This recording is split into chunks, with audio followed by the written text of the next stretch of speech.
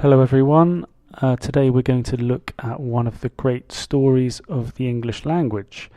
A very long story about a very short word, the story of get. This video is part one of the story, looking at the basics of this very important word. Why is get an important word? Because it is like a Swiss Army knife. It has many uses and it is a great survival tool in the context of the English language. Okay, so let's start with some basic meanings of get. There's the verb get, got. When I say meaning, I really mean a substitute. We often use get to substitute more formal or specific words in conversation. So let's look at these examples. She got a lot of money for that job. Where do you get your bread from?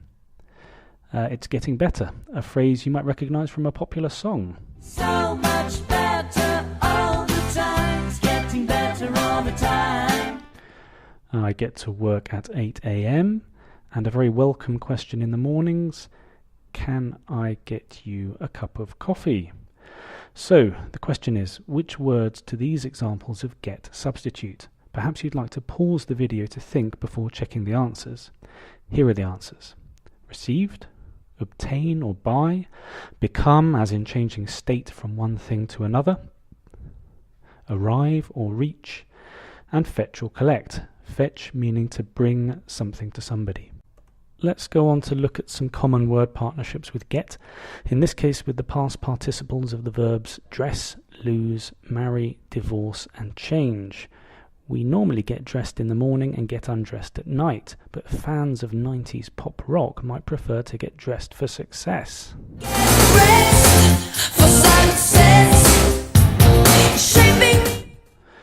To get lost normally refers to people who lose their sense of direction, but a message could also get lost in translation, for example.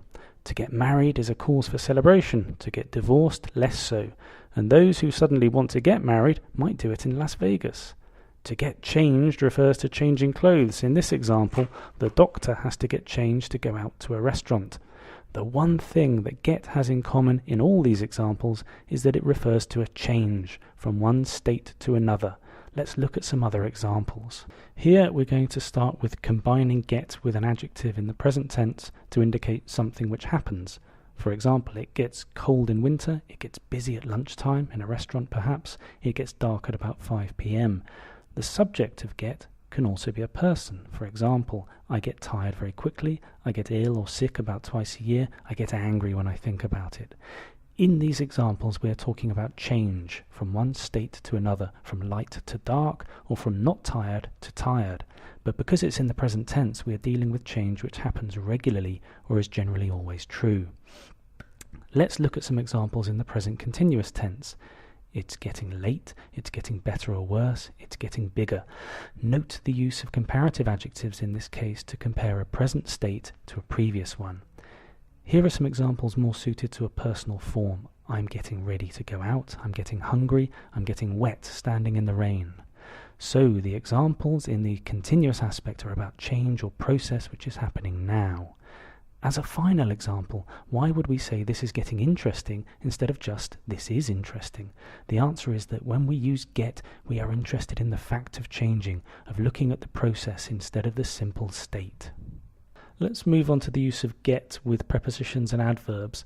There are two categories here. The first is about physical movement. The graphics show us words that we often combine with the verb to be to describe position.